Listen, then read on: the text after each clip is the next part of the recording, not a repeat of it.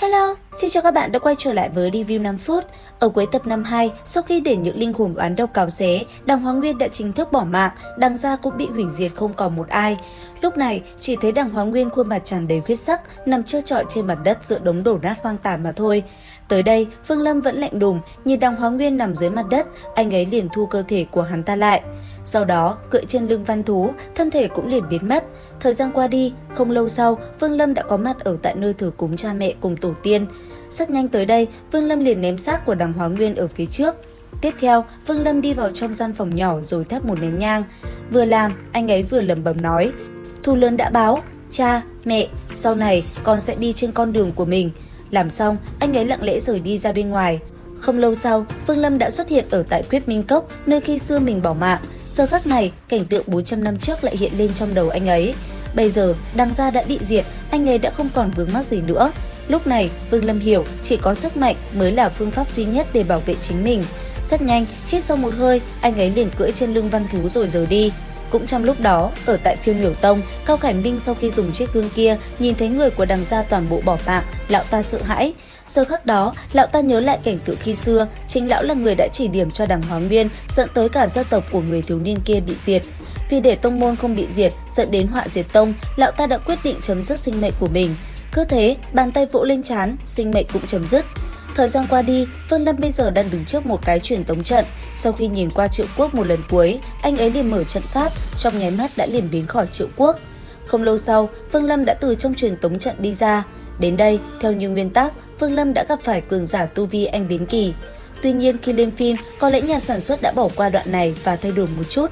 Vì thế, chúng ta sẽ cùng đến với những diễn biến kế tiếp nhé. Thời gian trôi qua, không lâu sau, ở tại một tòa thành nhỏ, Phương Lâm chậm rãi bước đi trên con đường nhìn ngắm cảnh vật xung quanh.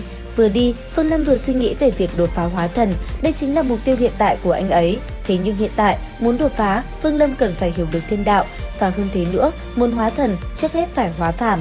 Nghĩ đến đây, Phương Lâm liền đi về phía ven đường mua lấy một chiếc gùi và đeo sau lưng. Hiện tại, trông anh ấy chẳng khác phàm nhân chút nào.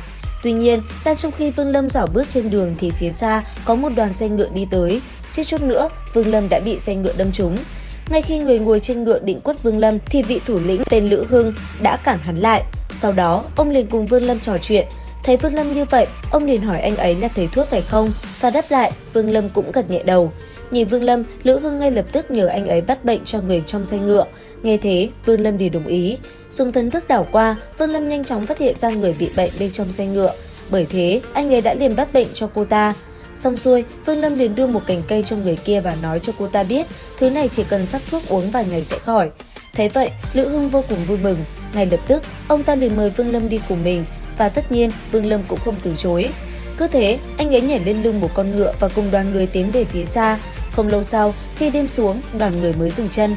Rất nhanh, mọi người đã liền cùng nhau đốt lửa rồi tụ tập lại ăn uống và cười đùa hết sức vui vẻ. Trong lúc đó, cô gái được Vương Lâm chữa bệnh cũng tới cảm ơn anh ấy. Dường như ánh mắt cô ta nhìn Vương Lâm có chút khác biệt. Đáng tiếc, Vương Lâm lại chẳng hề quan tâm.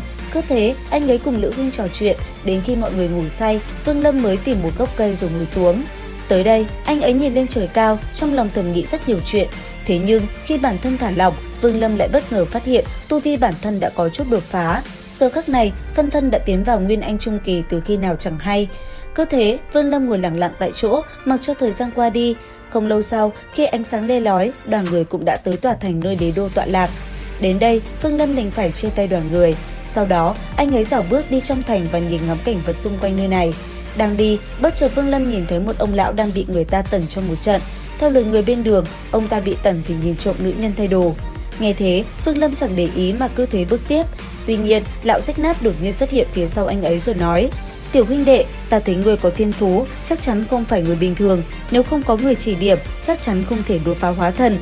Nghe vậy, Vương Lâm giật mình quay đầu lại. Đến đây thì hết tập 53 tinh nghịch. Xin chào và hẹn gặp lại các bạn ở những video tiếp theo.